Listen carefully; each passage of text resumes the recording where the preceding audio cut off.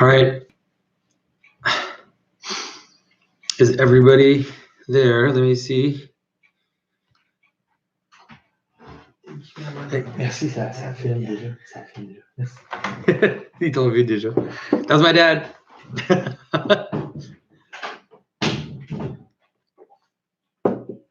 All right. I'm looking a bit scrambly. I don't know if that's a word. All right. Okay, here we are. All right. So there's light coming into the camera for some reason. It's really annoying. Okay, this is as good as it's going to get, guys. So if there's a technical problem, please tell me. Hopefully it will be okay. So to be honest, I don't know how long I'll be able to go and do this tonight. We'll see if I can get through all the questions. My I spent all day, a large part of the day, both waiting on government lines and wading through ice cold water. So that's pretty much my day. Plus, on top, I have some kind of weird virus bug, some kind of stomach flu or something. My daughter has that as well. So yeah, all good things going on. All right.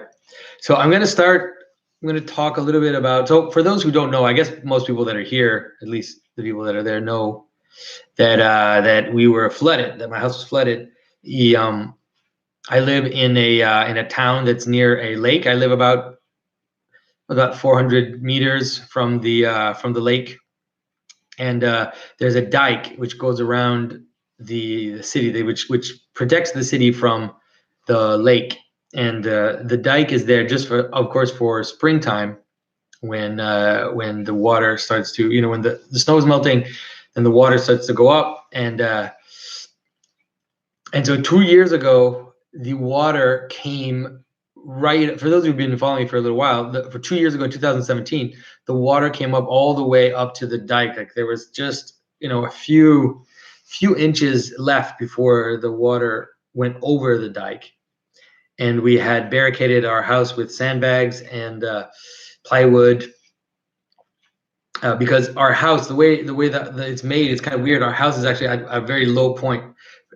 The road goes kind of straight and up slightly, going towards the dike, and so we're one of the lowest points on the street. So even though we're far, we're still pretty low. Anyway, so 2 years ago, we worked and barricaded the house, and then we worked and put sandbags on the dike of the city, and the water never came over. So we thought, okay, that's good. And they said, this is the flooding of the century. This is the most water that has been in the lake since 100 years ago.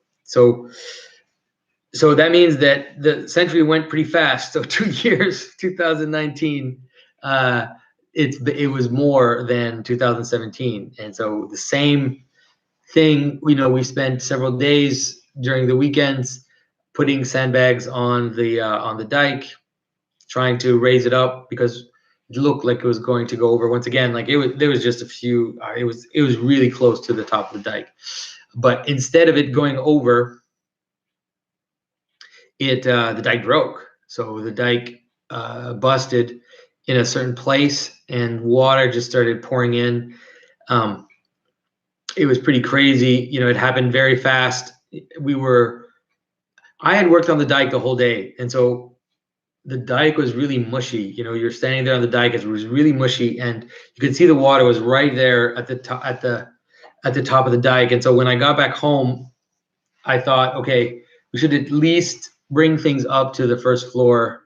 So we started kind of bringing stuff up on the first floor, just casually. We weren't in a hurry or anything. And then all of a sudden, we started hearing sirens and police. Just sirens from so many all of a sudden, and our neighbor just came running across and knocked on the door and said the dike is broken. The people in the street next to us are being evacuated. And so I ran outside and I got in with another one of my neighbors. We drove down the street to see what we could see, and then we saw the water. The water was just coming towards us. So we drove right back home and went inside. My wife told my kids, you know, imagine it's a fire. You have a few minutes. What are you gonna bring? What you can only bring a few things. You have 10 minutes. You know, pick the things you are precious to you. So it was pretty crazy actually, because my son, good responsible young man he brought like 3 pairs of clothes, three changes of clothes, and he had spent 2 years saving up to buy a small drone that films, and so he grabbed that and his schoolwork, and that was it. And my daughter, it was so touching because my youngest daughter, was baptized in the Orthodox Church 2 years ago. So was it a year? Yeah, 2 years ago. And so she brought this little box of things that she got at her baptism, this little box of icons and crosses and things that people had given her. And then while I was downstairs, I still had this hope that I could put it in another pump and, it would be fine. And I was kind of working on this pump, and my daughter was just kind of spinning around in the basement. And she said, and I was like, "What are you doing? You need to move. What are you doing?" And she said, "Oh, Dad, I'm looking for my baptism certificate. It's here in this one of these boxes." And I was like, "What?" Okay. So anyways, I said, "Don't worry, the church will make another certificate for you. It'll be fine." So we rushed. So then finally we ended up going outside, and the police were coming up the street with a fire truck, and the sirens were blaring, and the police were announcing, "You need to go now. You need to leave." And behind them, the police, as they were walking up our street, they had water. The water was just following them up the street, so they had water behind them. So the water started rising behind my house too. We have a little wooded area. Water started rising there, and then all of a sudden it started rushing across the street. They're just kind of coming across the street from where the dike had broken. And so all we could do was just get in the car and go. And we just left with water kind of under our wheels, just coming up. So it was pretty nuts. And so yeah.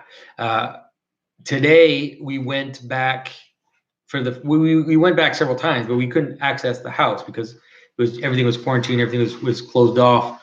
And so just today, the city said, if you have your own boat, if you have a way to go, then you can go, and you could just have to show ID to the police that are guarding the whole city, and they'll let you go. So a friend, one of our neighbors, called us and said, I have a boat. If you guys want, meet us there in an hour, and we'll try to get stuff out of the house. So we got there this afternoon, and mind you, I woke up this morning, just I threw up all night, and I barely slept, and I had chills and just muscle pain. And so then all of a sudden it's like, okay, you need to go and get your stuff in the house. So we put up, so we went down there, and then they had extra, those like long boots, those long like fisherman boots, they go all the way up to here. So I put those on, and a few families, we kind of dragged the boat down the street to our houses. And so my wife was there as well. We went into the house. So luckily, when you walk into the house, the first floor, so you go upstairs, and then there's the first floor, and we have a basement. And so the first floor, it's fine. Like it doesn't seem, the water for sure didn't reach the first floor.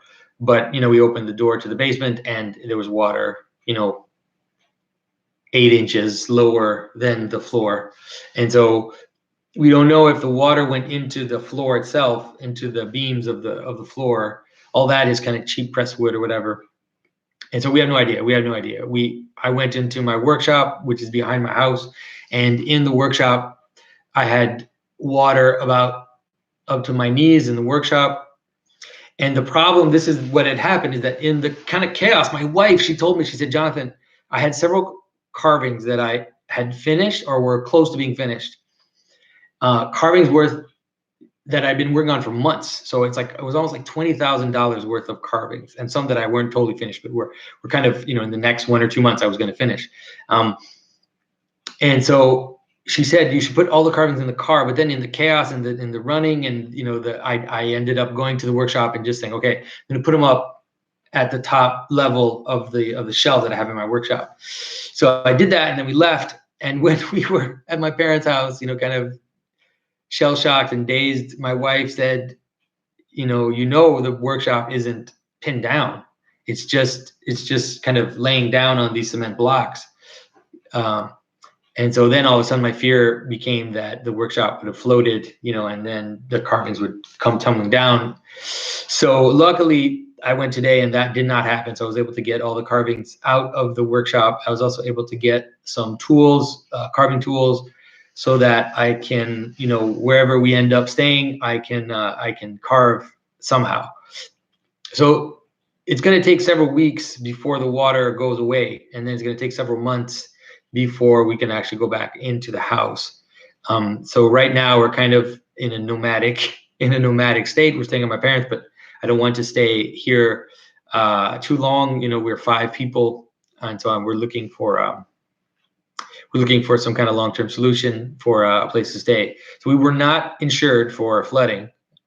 Seems most how home owners are not insured for flooding. So we might have access to some kind of government indemnization program that we have to kind of apply for and see what happens. But there are over 10,000 people who have been evacuated from their houses in Quebec right now. 10,000 people. In my city, it's 6,000 people. 2,500 houses are underwater, and so. Obviously, the government can want to do all they want. It's going to take a while. So that's the situation.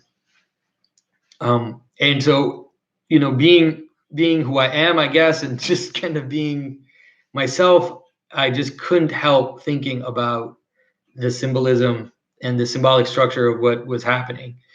And it's so funny because, I talk about this stuff with you guys all the time.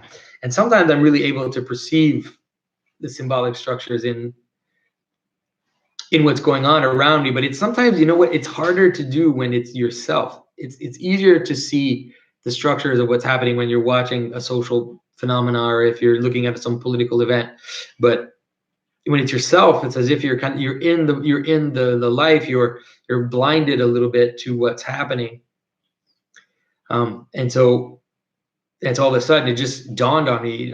Being at my parents' house, obviously not sleeping, for that first night, just kind of laying in bed, and all of a sudden it just all started to make sense that that the structure of what was happening was just what I've been talking about with you guys for years.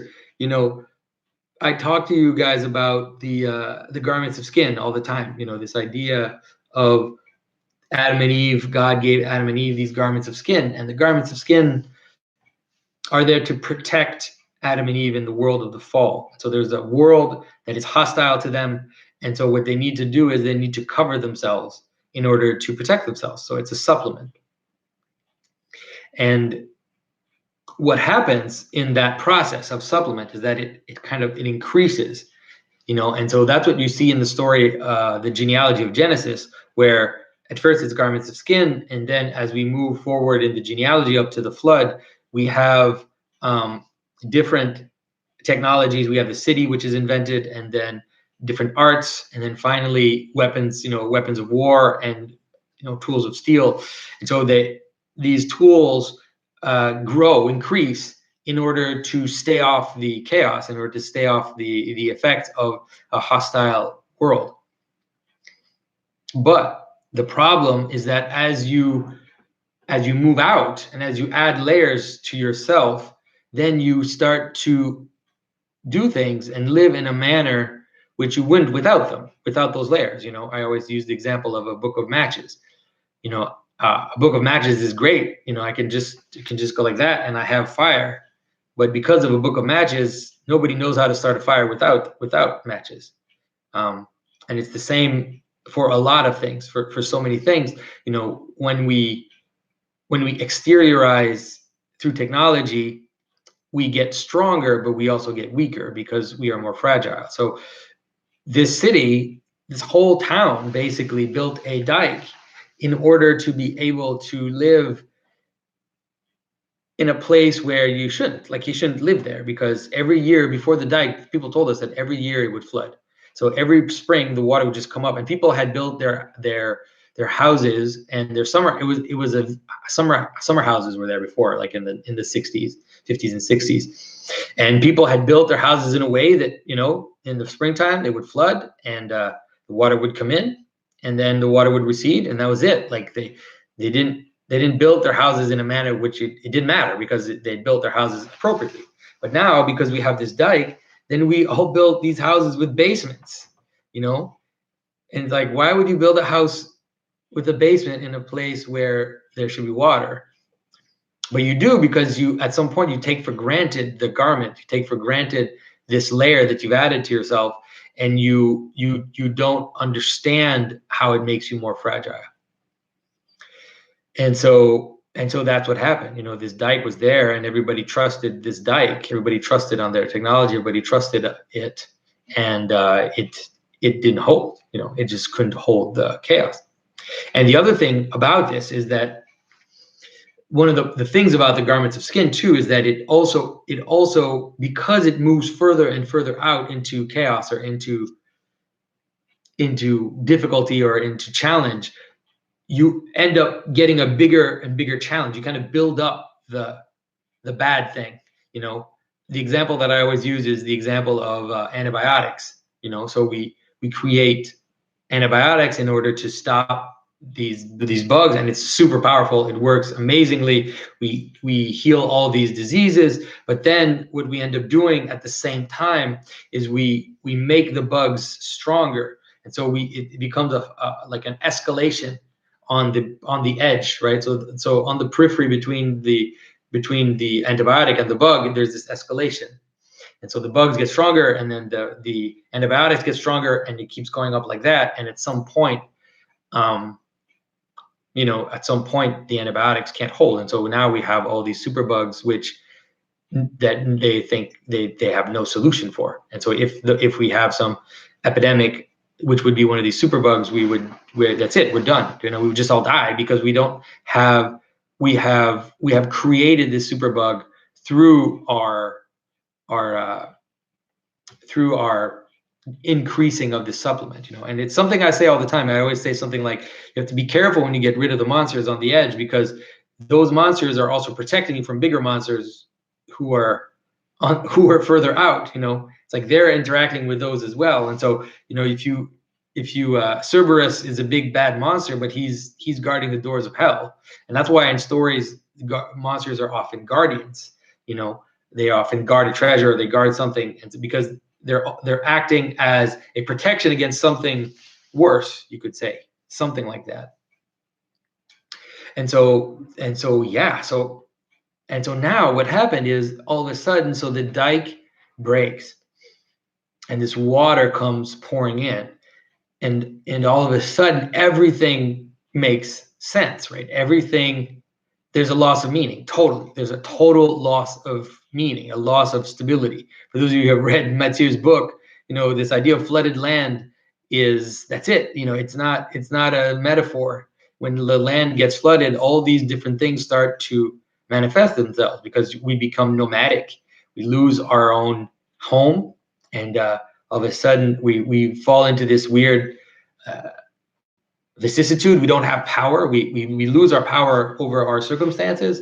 We become totally, you know, we move left and right depending on what presents itself to us. We lose our capacity to have to exert our will, let's say, in a usual manner.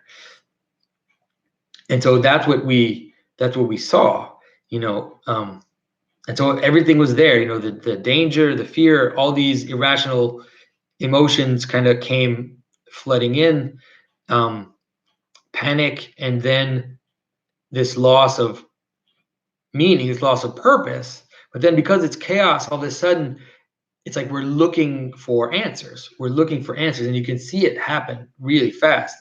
Because I've told you guys before, you know, the potentiality or chaos, you know, whether you see it positive or negative, when you kind of fall into that world, it's also a question, right? It's also a problem which is asking to be solved. And so that's what happens. We have this problem, you know, this massive problem, and now everybody is looking for answers.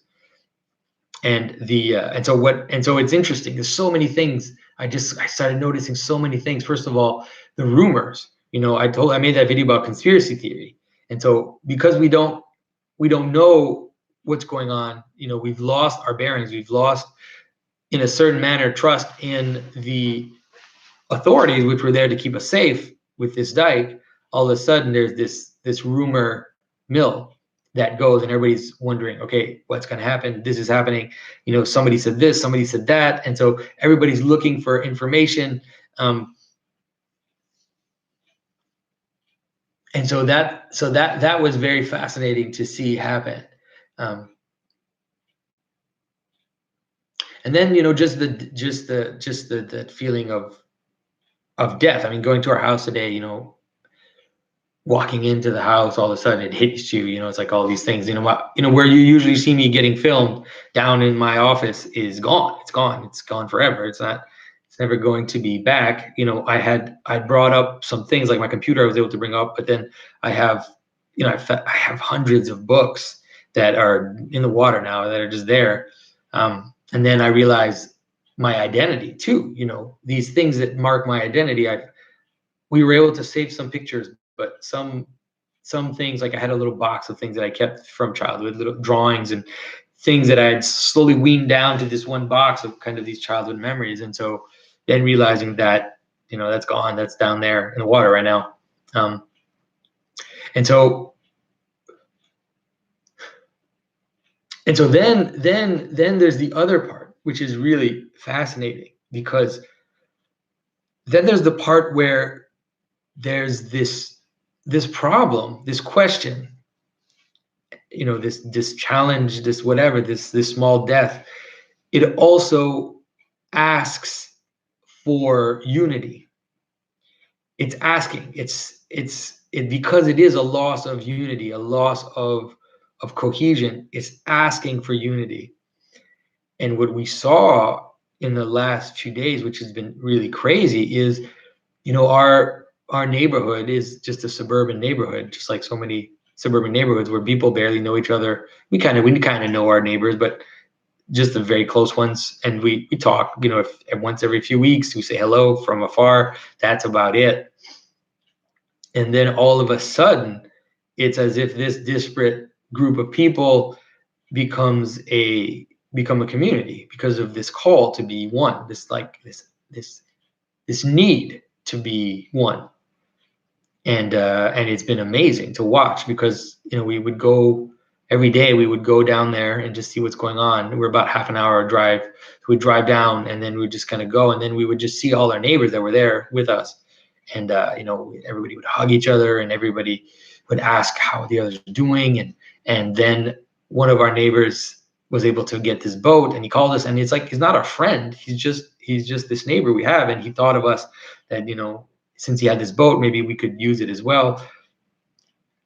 And then everybody's asking about the other people, those we haven't seen. And so out of this death comes this strange unity, you know, this out of this call for unity that's what ends up happening. And so it really shows you, I mean, it kind of shows you what adversity is for, I guess. It shows you what chaos is for, what it can give you.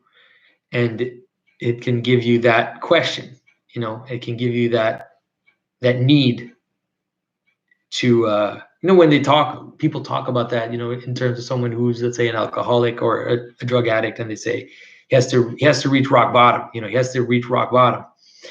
He has to go all the way down to the bottom. And then that lack, you know, that the fullness of this lack that he can experience will almost push him or force him then to find purpose, because the lower you go, the bigger the question becomes.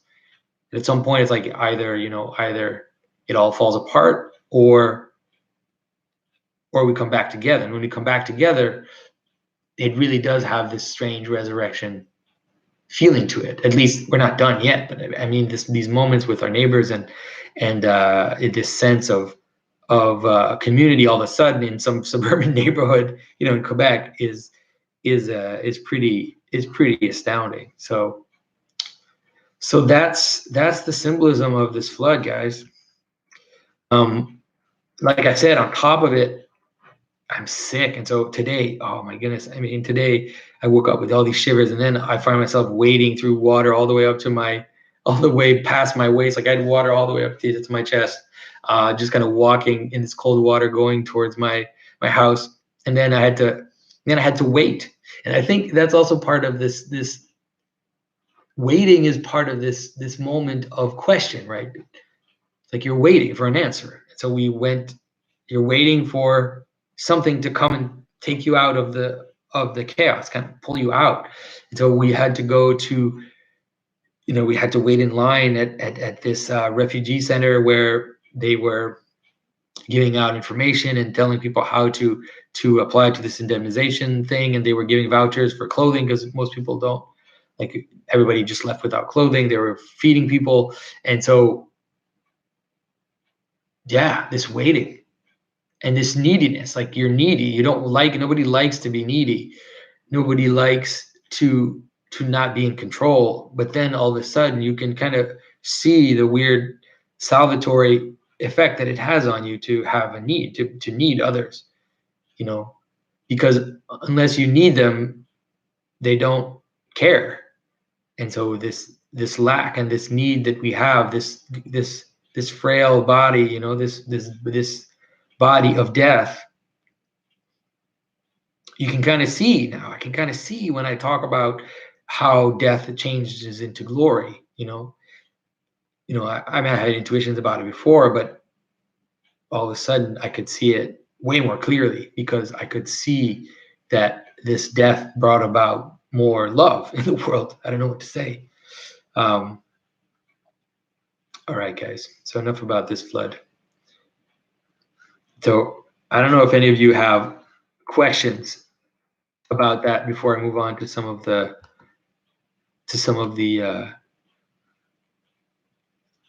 questions in the subscribe star and all that.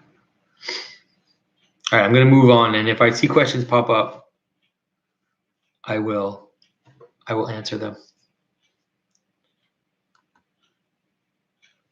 All right, so I'm going to start with the website. I might not be able to answer all the questions, guys, because I have this pounding headache, and so we'll see if I'm saying stupid things.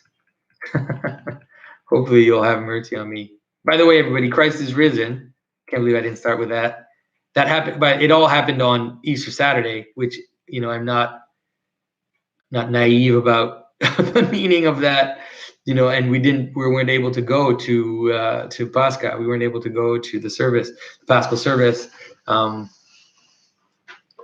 So yeah. All right, here we go.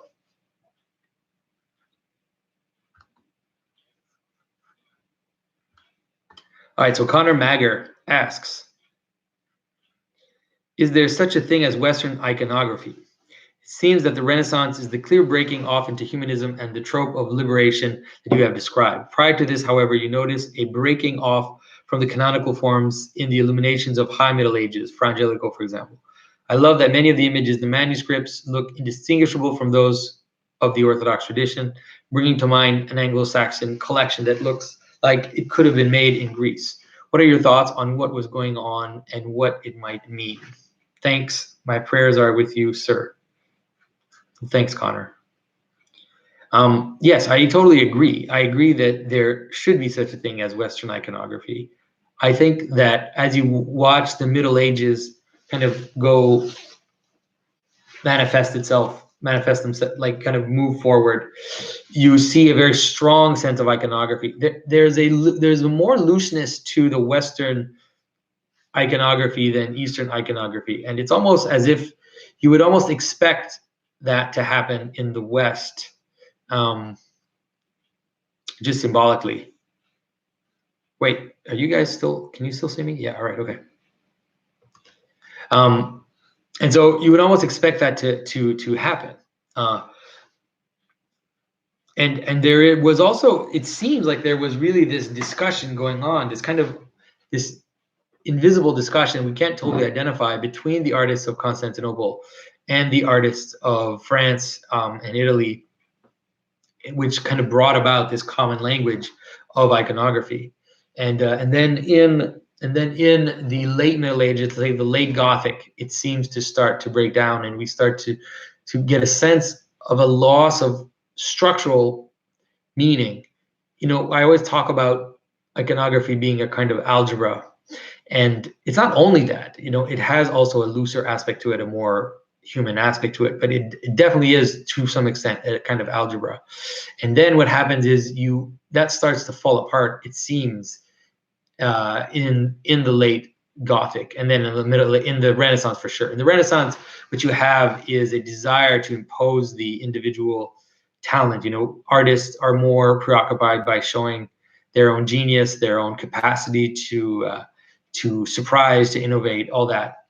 And then what happens as that is going on is we get a diminishing in that symbolic, or that algebraic aspect of iconography.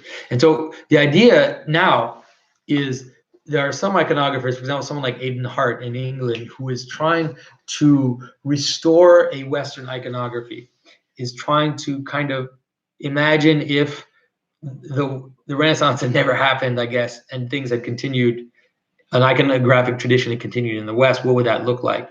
And so trying to recapture some tropes of Western medieval art and include it into the icons. I do that all the time. I mean, it's part of what I'm doing as well. My work, in some manner, is trying to be a synthesis, a kind of synthetic approach to iconography, where I do want to include some of the best of early Gothic and Romanesque, of course, with the Eastern icons.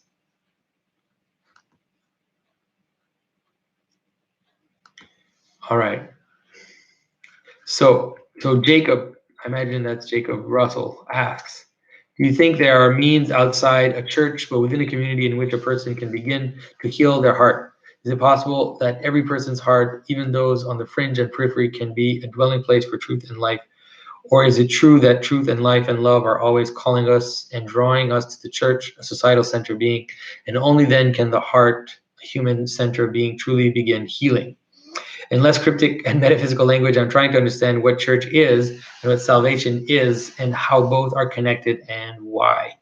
And so, I really see things in the hierarchy. I guess you guys are gonna get bored of hearing me repeat that over and over. I see things in a hierarchy, and I think that exactly what you said is very much possible. It is very much possible that Christ, that the logos, that the logi can be encountered, that people's spiritual intuition can be awakened, even if they're not in a church, and they can get glimpses of something, and they can move forward, and they can move closer to God. But having said that, I also do think that the fullness of that is the image of the church, because the image of the church, it exists at all the levels. It does what a person who's healing their heart as an individual would do, but it also does it for the community, and then ultimately it does it for all of the cosmos. That's harder for people to maybe perceive. If I say something like the sacraments are the foundation of the cosmos, that's a lot harder for people to understand. It sounds just like magical thinking, but for those who have watched some of my videos where I talk about sacramentality itself, I think you can understand that the world exists through patterns. It exists through coming together, through things joining and becoming one, while remaining multiple. So that means in time, it means cycles, in space, it means hierarchical space, but also not just hierarchical space, but also room for the messiness as well. And so I think that I think that Christianity gets that in a balance, and I think that traditional Christianity gets that in the highest balance when it's done properly. And so what is salvation? Salvation is becoming that. It's becoming that attuned being who becomes transparent to God. People see God in that person because their being is fully aligned with the logos, is fully aligned with the reason for things and the meaning of things. And so because of that, then they become luminous. They become luminous in the sense that they draw people. Sometimes they push them away as well, because sometimes light can create animosity and frustration on the part of those that see it. But it also brings together, so it kind of does both at the same time. It also brings together into this communal thing. So I hope that answers that. These are not going to be the best answers that I'm giving you guys. I should have to warn you. All right. So, Jonathan, have you read the novel The Place of the Lion by Charles Williams? This is Gabriel Melati. I have not read that book. And so he asked if I have opinions on the way the principalities are portrayed in the book. So I have not read it. So I'm sorry, I cannot answer that. If I have time, maybe I'll look at it, and hopefully at another Q&A, maybe I can answer. So Aidan Paisley asks, hi, Jonathan, could you speak about the symbolism of the Sabbath being switched from the last day of the week, Saturday, day of Saturn, to the first day of the week, Sunday, day of the sun? And so what's important to understand is that it didn't switch. It's not the same. Christians don't celebrate the Sabbath, at least not traditional Christians. In theory, we celebrate the Sabbath once a year. That is on Holy Saturday. And then what we celebrate is the first day, right? And so the first day is the 8th day also. St. Maximus the Confessor talked about the day of eternity. And so in a certain manner, the day of the resurrection of Christ, which is Sunday, that day is the day which is the day of days. It's the principle of all days. It's not in the normal cycle. And so when we celebrate Sunday, what we're doing is we're participating in the connection between heaven and earth. We're participating in the manner in which the world is luminous and full of logos and meaning. Whereas the Sabbath, in a certain manner, is the opposite of that. The Sabbath is the day where things are left alone. So there's actually a link between death and the Sabbath. There's a link between rest and the Sabbath. There's a link, this idea of the fringe, of leaving the fringe alone, of leaving the field not labored for after the 7th year. The Jubilee, it's the restoration. It's a restoration of things to their primordial state. And so in that way, it's kind of like it's kind of this little breakdown of the hierarchy for a moment. And so it's a day of rest. Whereas on Sunday, for example, in the Orthodox Church, there are now different traditions, but the oldest tradition was that on Sundays you cannot kneel. You only stand. That's why in Orthodox churches people stand a lot. Not like in Catholic churches, they don't tend to kneel so much. Although some churches will do it during when the hosts come out of the altar. But the oldest tradition is actually not to kneel and to stand. There are some texts from the church fathers where they defend people to kneel during Sunday, because it is the day of the resurrection. It is not the day of lying down. That's the Sabbath. So I hope that makes sense.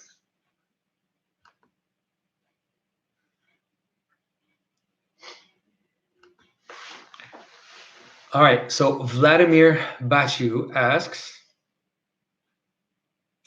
hi, Jonathan. I love the video you did on Batman. Could you do one on the Joker too? What would you think portrayed him the best? Personally, I think it was Mark Hamill, hands down. Also, could you shed some light on why it is that so much of how good story. I don't think this is grammatically correct. How good a story is. Sorry, I didn't read it right. Why it is that so much of how good a story is depends on how the villain is, in terms of writing, obviously. So the reason why the villain is so important in the story is because the villain is the reason for the story. Reason in the sense of the question to be answered. The villain is the problem. You have a stable situation, you have a problem, then you answer that problem. That's pretty much all stories, especially those types of stories. And so the villain is the secret reason for the story, especially in those types. And so that's why the villain is so important, and that's why sometimes in movies the hero is actually secondary to the villain. The hero is not as complex and interesting because his role is to resolve the problem.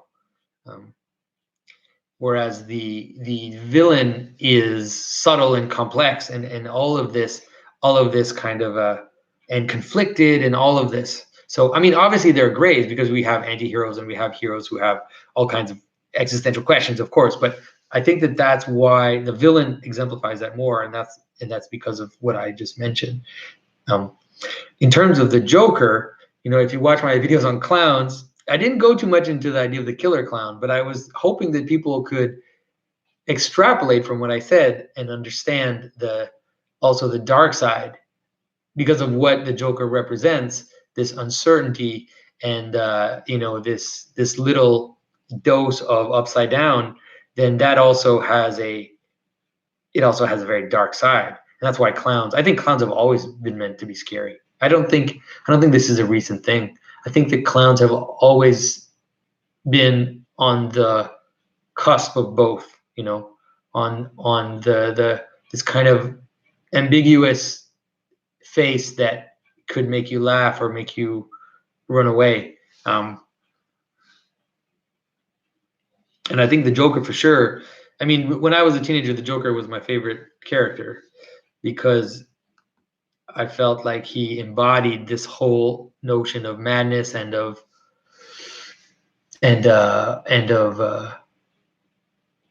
shiftiness, and it's also not having purpose, this nihilism. Like he's a nihilist, and and so because of that, he constantly there's a thing that really struck me in there's a comic book. It was called Arkham Asylum. I think it was written by, I forget his name. It's been so long. Anyway, so it was like this painted graphic novel I read when I was a teenager. And in that graphic novel, the Joker wears high heels. This was a long time ago. This was, in the 90s. And so I always felt like they had really caught something. And the guy says about him in that comic book that he reinvents himself every day, and that he's actually super evolved because he reinvents himself every day. And you can see what people's values are today, is this idea that somehow the capacity to change, constantly change, is somehow a societal value in itself, changing even without purpose, And so the Joker was the greatest example of that. All right, so Luke Fleischman asks, what do you think of the symbolism of the first real black hole photo that popped up earlier this month? I don't really think much about it. I think what's interesting about black holes is the language that has been used to talk about them. The idea that we talk about a black hole as a black hole. Obviously it's not a black hole, but the fact that language stuck to it, that name stuck to it, I think is interesting for our imagination. This idea where everything, where space-time breaks down, basically. So I think that's interesting in terms of the idea of a black hole. But yeah, whatever. I mean, the picture, I don't know. I don't find those things. I don't find those things that interesting. Thoughts on the symbolism of simulation theory? I think simulation theory is just Plato's allegory of the cave. It's just a modern version of Plato's allegory of the cave. And so when people talk about simulation theory as if it's somehow this crazy idea, I'm always surprised, because it's like language is a simulation. Language itself, our categories are, in the world that they are talking about, language itself is a form of simulation, and the categories we use are forms of simulation. And so because of that, I would kind of wonder why they need. I mean, I think that most people don't have the type of simulation theory versions, which are kind of science fiction like, I think are really just people's imagination going wild. I wonder, I've never read theorists talk about simulation theory, but I'm sure that it has more to do with the effect of language, and how language shapes phenomena. But I mean, our answer to that, and my answer to that, is that there is no phenomena without language. There is no world without logos. And so there's potentiality, and that's it. And so the simulation, simulation theory, which posits that there's this line of reality outside of the system. I don't know what that reality would be, because there's always needs to be a system for there to be reality. There is no base reality that you can name, because as soon as you name it, then it's part of the interaction between heaven and earth. It becomes a representation of the relationship between the spirit and matter, between logos and phenomena. So I hope that makes sense. So question number 3, could you explain a bit more on the relationship between entertainment and the end, and how oversaturated the West is with entertainment? Well, I think Mathieu really describes that in his book the best, where he talks about entertainment is what you do when you stop working.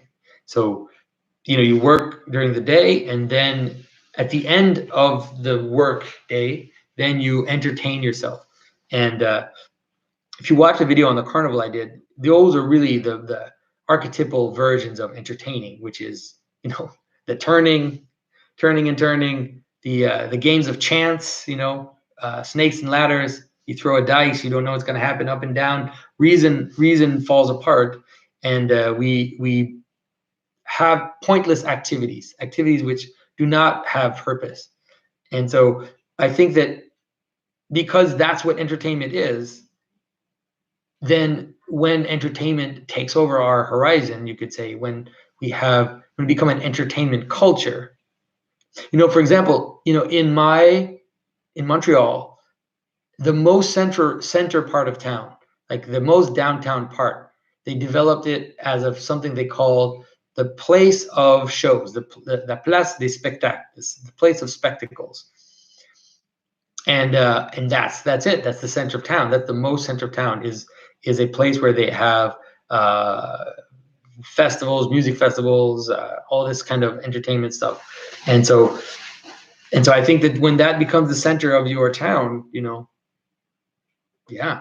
And I think that's what happened in Rome as well. I think that the circus and the hippodrome became the center of Roman culture. And when that happens, if you're not pointed towards the divine, which brings you together, but rather you're focused on being titillated by shocking things, or titillated by laughing, and laughing is a great example of what it is. Laughing is an involuntary reaction to a stimulus. So laughing is you losing control. That's what laughing is. Laughing is always losing control. And so you don't expect to laugh, and then someone says something, and then it's an involuntary reaction. And I think that laughter, that's it. Like, that's part of that's a reaction to the upside down. There's a really interesting Indian myth.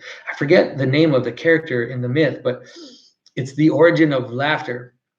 And it says that the woman, this goddess or whatever, she was sitting there, and then she saw a squirrel coming down the tree with its head down, and then she started laughing, and that was the origin of laughter. And so it's like, that's it. That's it. Upside down world. That's what makes you laugh.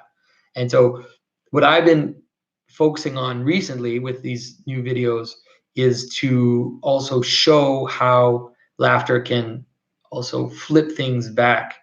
And I'm going to make some more videos about that. I'm going to make a video about a medieval romance called Silence.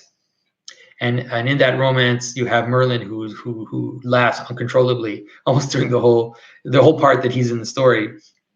And he does it to reveal the hidden truth, to reveal the hidden scandals. So I think so the whole clown world meme, I think, is interesting in that sense, because that's what it seems to be doing. Not all of it. Some of it is really trash. Obviously, all memes have trashy aspects, but some of the clown world memes are just veiled Nazi references, and so we can just discount those and focus on those that are more subtle and have more understand this cycle. All right. So could you go into the biblical symbolism of birds and how this might tie into Twitter being the chirping of birds, if at all? So I think that's a really interesting idea, because the idea of birds really do represent in the Bible, and I think most traditions, I think birds seem to represent spiritual reality. They're up in the air, they fly. There are all these traditions about how Solomon learned secret languages. He learned the language of the birds. And so it seems like birds represent angels, represent spiritual realities.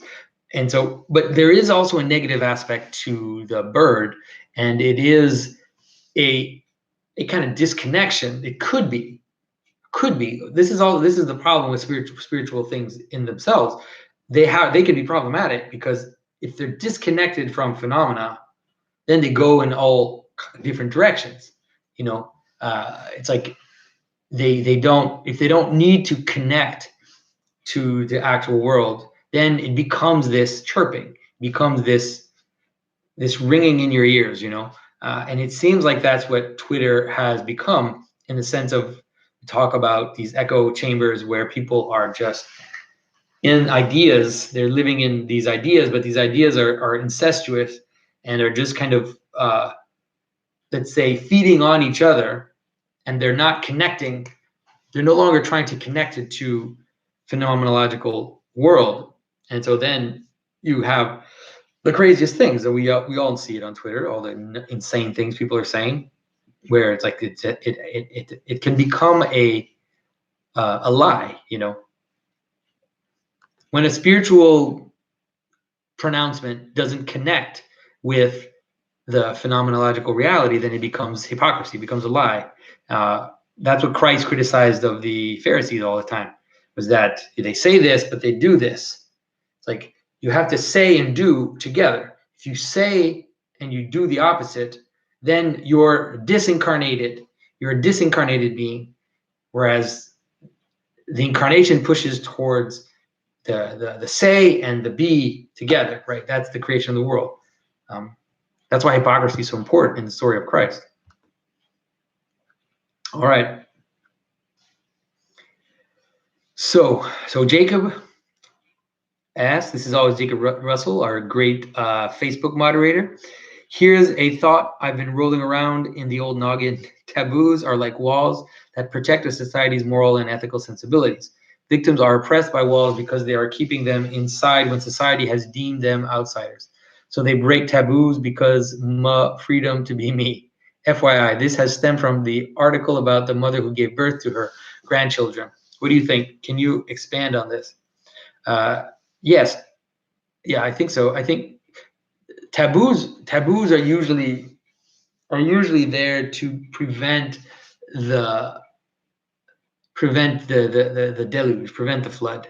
This example is a perfect example. The example of the mother who gives birth to her grandchildren is a perfect example of what happens when those taboos get broken. Chaos just is let loose, because once again, if you read Matthew's book, he talks about this at length. This notion of normal causality. So you have a father, and then you have a father, and then you have a mother, and then you have a child, The child descends, like comes down. It's like a tree. So child has a child, and this child married someone else, and then there's another child. So there's this clear descendants, like it's like a branch. You know, we see it like a family tree. Whereas if the grandmother gives birth to her own grandchildren, then there's the circularity of causation. Whereas she's breaking apart the normal causation of things, right? She's breaking about the normal tree. She's giving birth to the child of her son, and then it's like that's it. That's a perfect example of when that breaks apart. Now, this is going to be difficult for people to understand. That's not always bad. Sometimes it can be good. And Mathieu points to that in his book as well. I think he's going to write probably more about it in his further books. But the levirate in the Old Testament, this notion that if your brother dies, then you marry your brother's wife, and then you have a child with her, in order to give a child to your brother.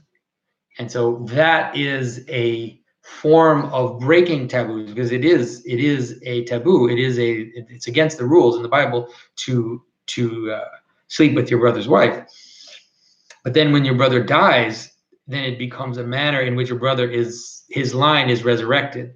So this circularity can also be a form of resurrection. That's a little bit more complicated, but I think enough on that. These are difficult subjects that I shouldn't be talking about with the flu. All right.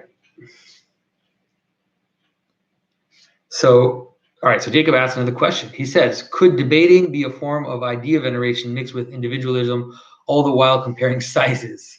Or maybe principality, swordplay, or an ideology showdown at noon? Help me understand why so many want to attack and defend. You know,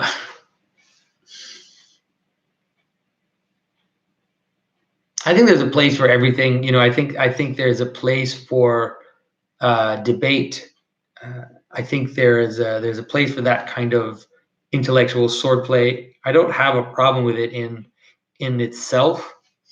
I think that it can sharpen, it can sharpen things. But like you said, sometimes it can also be a tool for pride, and it can also be a tool for right hand sin. Whereas the opposite, let's say the idea of everything, it's fine, it's not a big deal. Why are you arguing about this? Just let it be. Just let it be. That can also be a place for kind of left hand sins, sins of dissolution, you could call them. And so I think that it has to be in a balance. If there's too much debate, we're going to dry up the world. At some point, some of these theological debates became so pointed that there's no room for breathing. Like there's some questions that maybe sometimes you don't necessarily need to answer. You can just leave unanswered. But if you leave questions unanswered too much, then you have chaos.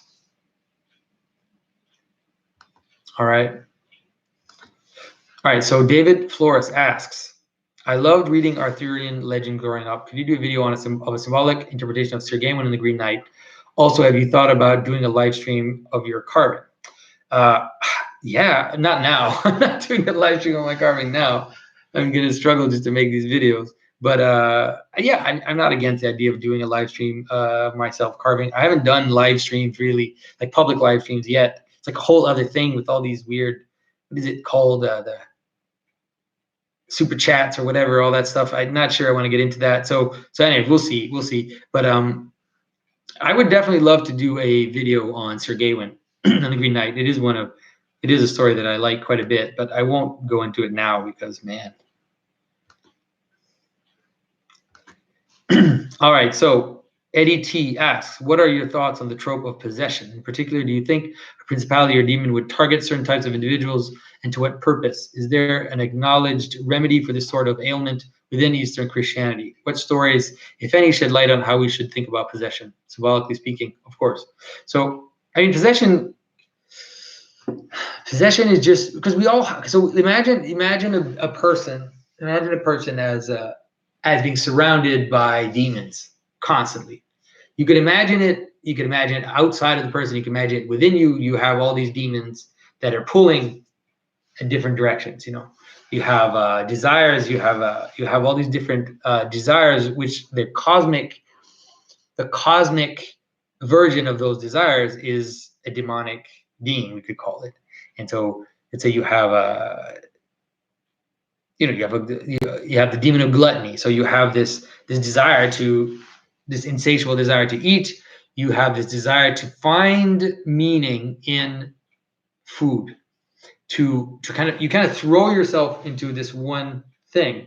And that's what it means to be. I think that's what it means to at some point become possessed. Is that your entire being is taken by this one thing, or maybe sometimes many demons, but it's taken by these desires, these kind of wild principalities that I talk about, and then it kind of takes up, and you become a slave to that demon. And the reason why we don't see it only in individual terms, that it really is a cosmic phenomenon, is that it can be diagnosed. It's not like everybody who deals with the demon of gluttony is going to live it in a different way. It's like, no, if you're possessed by the demon of gluttony, here are the characteristics. This is what it does to you, and this is how it takes over you. And these are the prescribed, let's say, solution, prescribed prayers, prescribed practices. Sometimes we talked about this before. Sometimes some kind of object, to focus the effort to kind of get rid of this demon. And so it has to do with putting things back in their right order, putting things back in their place the way they should be. And that happens with things like speaking, like praying, like rituals. All of these things are bringing order back to some chaotic state that people are in. And so I mean, I think that's what possession is. And I think that when people talk about how possession is maybe just a form of mental illness, I'm not totally hostile to that idea, in the sense that I think that what we call mental illness today, not all, but some of the mental illnesses we call today, are what the ancients would have called demon possession. I think it's just the difference is that we just don't. One is seen phenomenologically, and the other is seen scientifically or just quantitatively. And so there's one which is trying to bring about a solution to the problem by meaning, and the other which is trying to bring a solution to the problem by adding a garment of skin, by adding some supplement, by taking some medicine, by doing some, especially the medicine part. You take medicine to protect you from, you create a layer around you from that demon. Now the problem is that when you do that, then you become dependent on the medicine. And I think that the ancients had possibly had more permanent solutions to those kinds of problems, and it had to do with reintegrating of meaning. All right. So we had a lot of questions on the website today. All right, let's see what we got on Subscribestar. Okay, so we have 2 questions by Christian Chad. Favorite name, favorite person, Christian Chad. I just can't get over how cool that is. All right, so hi, Jonathan. How do you feel about Orthodox chants or music being performed in English? I personally feel like a lot of the magic is lost in translation. The Greek or Arabic hits me even if I don't understand them very well. The same goes for the Catholic performing in English instead of Latin. I can understand that. I can understand that to a certain extent, in the sense that when you're listening to Greek and Latin, even if you don't know it, you're listening to imagine, think of it like a language which is higher up in the hierarchy of languages. Think of it that way. So it's like Latin unites all the Romanesque languages. So you have Latin, but then Latin holds together French and Spanish, Portuguese, and then to a certain extent, not in its structure. English is not a Latin language, but still a lot of the words are Latinate. And so it's the same when you hear Greek, and I think it's probably also similar when you hear Arabic. Arabic is a very ancient language as well. That's the impression that I get in terms of, it's like you're faced with something which is higher up. So you're intuitively hearing, connecting to something which is higher up than your common day language.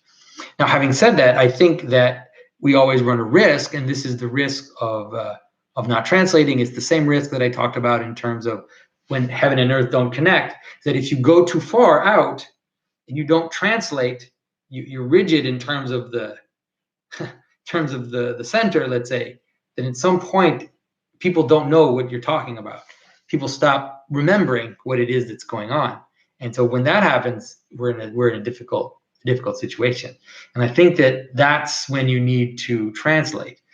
And we have to remember that Christianity is really the religion of fire as well.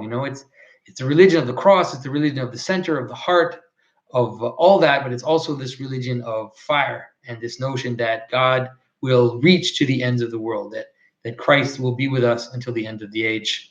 And so it means that translation is also part of that. That we can find the logi even in the darkest places. We can find little glimmering light there. But I think that despite that, I think it's important to remember. So that's the challenge. This is one of the things that I was thinking for the Catholics, especially, because I was talking to some Latin, like a Latin freak Catholic, like a crank trad Catholic, who was a great guy, by the way, awesome guy. But he was telling me about Latin, and his arguments weren't wrong in terms of why he wants to preserve Latin. But it was like, are you really going to have Latin Mass in the Philippines? Are you really going to have Latin Mass in Vietnam? And so, how does that make sense to people there? And so my solution would be that it seems to me like the solution would be that all clergy would need to master Latin, for example, that all the clergy would need to master Latin and be able to do the Latin Mass, but then also have masses in the regular language of the people, so that as the priest is doing the Mass in Vietnamese or whatever, he remembers the Latin. He knows where he's coming from. The line between him and his fathers, and the line between him and the authority is clear, and so he can act in full consciousness. So, anyways, that seemed to me to be a solution to that problem. All right, the Christian Chad also asks, what do you make of the phrase atheism is another branch of Protestantism? I've heard some people say that, and I see where it is going, but don't fully understand it. Care to explain? Well, I think that it's inevitable to see that obviously atheism was born out of Protestantism. It was born out of this.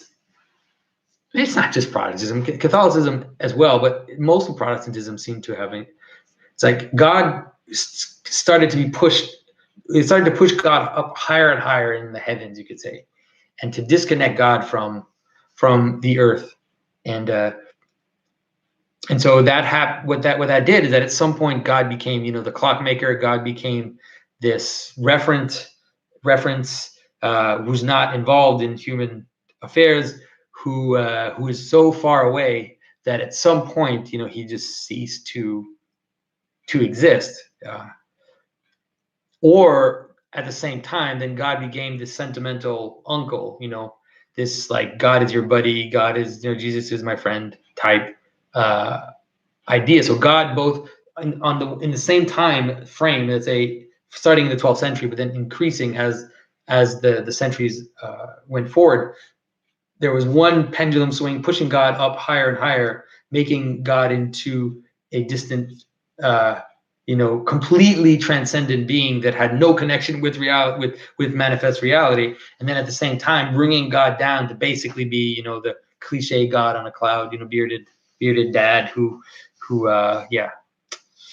So I think that's why people say that. And I think there's also a part of the whole individualism. There's a flip that happens, not in all Protestantism, but in some Protestantism, there's a flip that happens where at first it's like we're worshiping God. And so we're all turned towards God together. And the purpose is the worship. And then at some point it starts to become about me, about how I feel, what I like, and then you have all these churches which cater to people's different interests, churches for hipsters, churches for, older, more conservative people, churches for all these different things. And then it fragments the church because the church ends up being about you. And so instead of being about this common center, it becomes about what it gives me. And so I see it in my own, the church where I grew up in when I was young, even the church where my father was a pastor when I was younger, they started a sister, whatever, daughter church or whatever. And this daughter church was this was a Baptist church, a conservative Baptist church. And then they started this new hipster church, with everything, the coffee house and the light show and the smoke machine and the pastor sitting on the side of the stage with ripped jeans and all that stuff. And so what happened is that the whole community split. And the old people stayed at the old church, and then the young people went to the young church. And for the old people, even the level of sound, the decibel level in the church was unbearable. They had to give people earplugs. They had earplugs available for people who were too old and would go to this church. It's like, are you really going to go to a church where you need earplugs, really?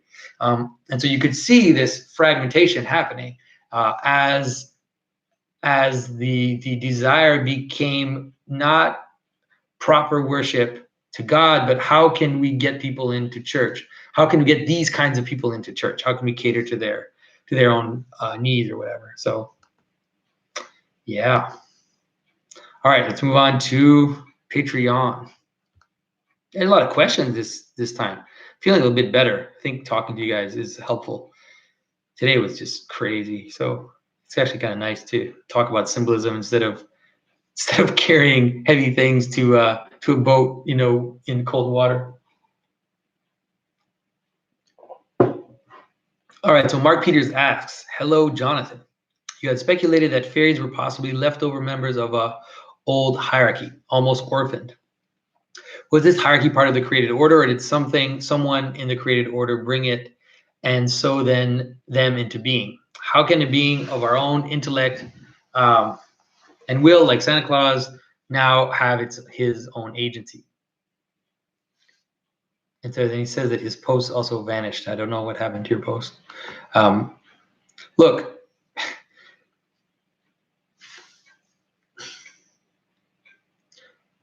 did someone in the created order bring it and so, and brought them into being? So this is complicated. It's like, can a being of our own intellect and will, like Santa Claus, like whose intellect and will is Santa Claus a product of? Can you find that person? It's different if you take someone like a Batman or Superman. But even then, now by this time, the story of Batman has accumulated so much from so many people that you can't really say that it is the product of our own intellect and will. And I don't think that Santa Claus is fully a product of our own intellect and will. I think that Santa Claus is a being which manifests itself in the world through different particulars that obviously relate to us, And I think that that's the same with fairies. I think that the problem with fairies is exactly that they're not attached to the hierarchy. They're like a remainder. They don't fit in the Christian story, fairies. Like where do they come from? Where are they in the story of creation? And so because of that, they play the role exactly of that. They play the role of these remainders, these strange remainders, which are still there, but tease, kind of act as a somewhat let's say curiosity inducing, somewhat fascinating, but somewhat subversive aspect of reality, and it's not a surprise that fairies have become so popular in the past 15 years, where all of a sudden there were fairies everywhere. I think that just like there were monsters everywhere and fairies and all this stuff, I think it's part of the breakdown to see this take up so much space in the on our cultural narrative.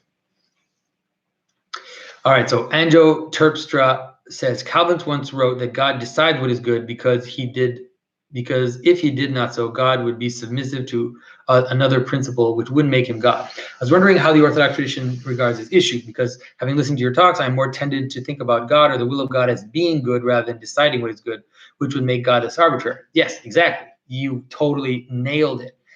The way that St. Maximus, for example, talks about the will of God is that it is one with reality. God speaks creation into being. So there's no difference between, and so it's not that God could do anything. That God, if God wanted, God could do this. That's not true will. That's not true, the true free will. The true free will of God is that what God says is real.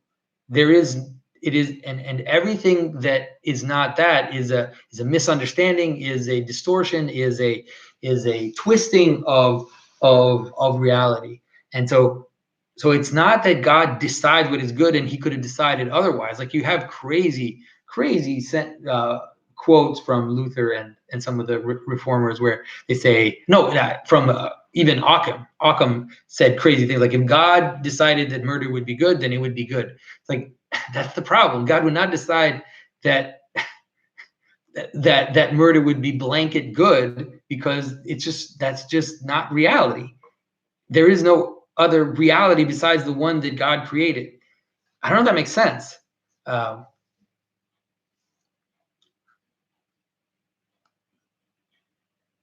this brings us to the whole God number two that Paul Vanderklay talks about. Like, I think we should make a video together, Paul and I, to kind of talk about that, because to me, God number one and God number two, there's no God number one, God number two. There's just one God, and they're both the same. There's no God deciding something is just the structure of reality, but then part of that, that's where it gets complicated. Part of that also includes the possibility of this breakdown of that. That's more difficult. Part of that also includes the possibility of God repenting. It's as if the whole pattern to manifest the total possibilities of how being manifests itself. On the edge of that, there's also this circle of these moments where it says that God changed his mind, But it has more to do with showing the totality of how things manifest themselves. This idea of union of heaven and earth, and then this disjoining of heaven and earth, than it does with positing God as this arbitrary being who could just decide anything, and we would have to accept it, So yeah. So John Case Tompkins asked, Jonathan, have you talked about the symbolism of the hermaphrodite? I know that it's an alchemical symbol, but I'm wondering why the hermaphrodite as a pattern seems to have arisen so recently in the West. Well, a good way to understand the hermaphrodite is, you could see it as the two figures. Let's say the one is the androgynous, the androgyne. How do you pronounce that in English? Anyways, in French we say l'androgyne. So the androgynous being and the hermaphroditic being. And so the androgynous being is a being that transcends sexual difference, whereas the hermaphrodite is a being which confuses sexual identity. And so in a way they're opposites. And I think, it's not, I don't know, like, I'm wondering, are you really curious about why the hermaphroditic symbol has become such a pattern in the West? Is because that's where we are. we are in a culture which loves mixture. We view mixture as a value in itself. We view the crossing of categories, the genre, what did they call it? Genre twisting or whatever. All of this in genre bending, and so all of this, everything is always there to challenge, the coherence of anything, and trying to show the exception, trying to show how mixture has value. So the arising of the hermaphroditic symbol is just part of that. It's just one aspect of that. So,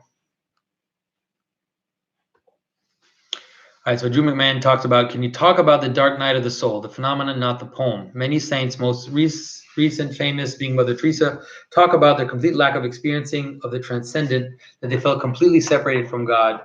I only have a mental or conceptual understanding of God, and it feels impersonal and not intimate or real, even though I believe. I'm wondering what I and others who feel this way are doing wrong. Yeah, for sure. The Orthodox don't really have I shouldn't say that.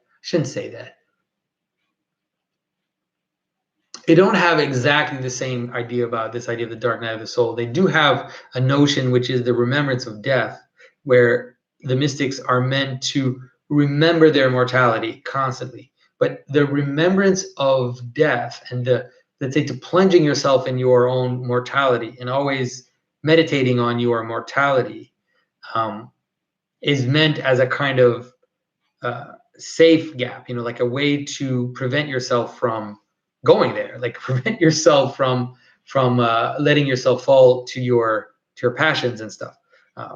And the Orthodox spirituality is based on concentration, on memory, on attention, on entering into the heart and encountering light, divine light. And so that's really the mystical experience of the Orthodox.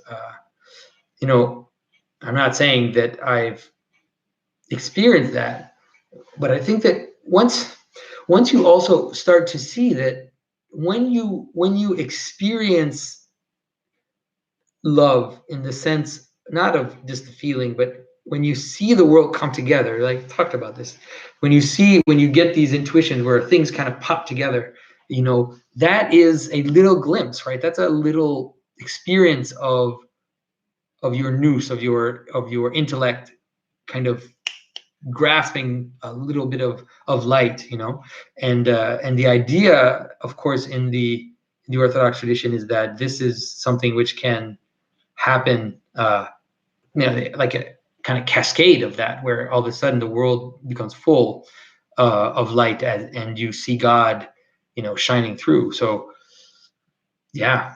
So yeah. All right. So Michael Parsons, hey Jonathan, a friend of mine recently shared an article on Lilith as the first wife of Adam. In my interpretation of her and the article, it seemed like she represents a very negative view of the feminine, or the fullness of the negative aspect. But of course, the article framed these qualities positively as powerful. Yeah, wow. I.e. modern feminist type framing. Yeah. I linked the article below if you care to take a look. I did not take a look. What can you glean from Lilith symbolically? Which specific traditions did she come from? What credence can we give to a secular person that wants to deconstruct Christianity, or Eve being in the Bible and not Lilith? Well, that's exactly. Lilith is a great example of an, you remember when, you guys are younger than me probably. When I was young, there was something called Lilith Fair. And they had this feminist concert, and then all these women would have this female power concert. Now, Lilith is the image of the feminine not joined properly to the masculine, right? That's what Lilith is. So the Lilith is when potentiality is not properly joined to the Logi. And then what that does is it spawns demons. It spawns distortions of reality. So it's not just Lilith, it's also the this whole old traditions of the incubi and succubi, the notion of these demons that have intercourse with you in your sleep, and then they spawn all these kind of monstrous figures, these monstrous aspects of you or whatever. It's also the same. It's also the same image, and so the idea would be that Lilith didn't properly manifest Adam in the world, but rather just created all these monsters. So it's not surprising that feminists would take her as an image today. I mean, I've also seen feminists. What is it? The bishop, one of the Anglican bishops, who's a woman, saying that we need to grab the apple, and take divinity for ourselves. Like, what? Crazy. And so, yeah, I mean, we all know that it's part of that the desire for the feminine to not be unified with the masculine and not be in partnership with the masculine is part of the collapse. So, all right. So Nolan Watson asked, hello, Jonathan. I've heard you use the term Christ in you or something similar before. I'm wondering if you could elaborate on what you mean by that and perhaps explain how it differs from the Holy Spirit. Thanks.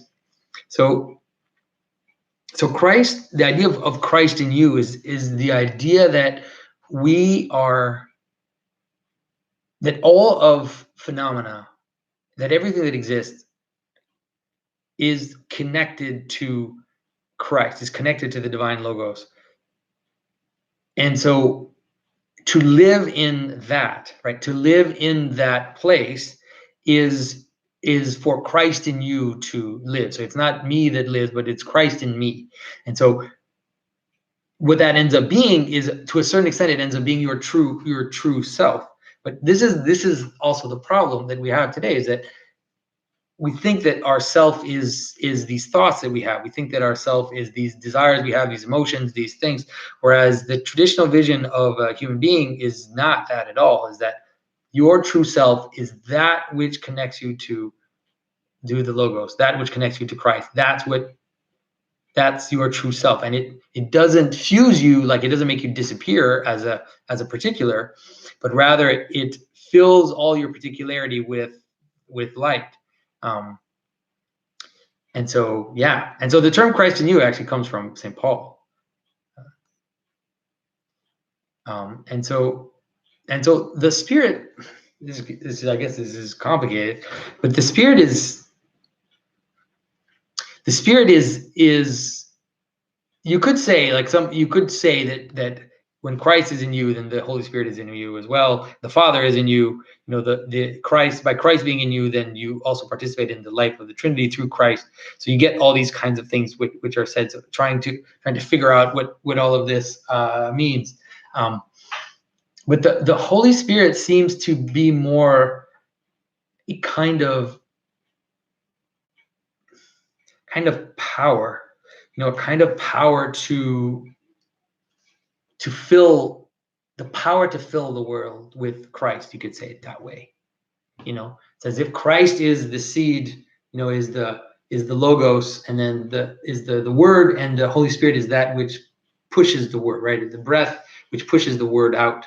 And so the Holy Spirit seems to, the way that we, like our dwellings of the Holy Spirit, seems to be more to do with the power to be filled with Christ. Hope that makes sense. It might not be enough for you, but hopefully that's enough.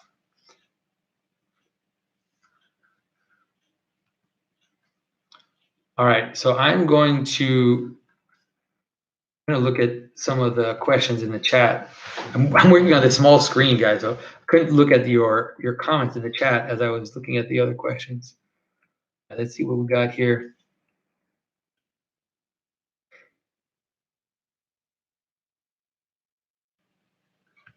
So David Flores tells me to bring shovels when the waters leave our basement. Floods tend to bring mud along. Yeah, it's going to be crazy. It's going to be crazy when we go into that basement. My goodness, like, the freezer's there. Oh my goodness. All right. So Luke Fleischman reminds you that Grant Morrison wrote Arkham Asylum. I should have known that. All right, okay. So Derek Joel says, what do you make of the structure within that which represents chaos, recreation, and time, like music? Within music, for example, we find meter, measure, pattern, etc. Yes, that's really important. I think what you're bringing is very important in the sense that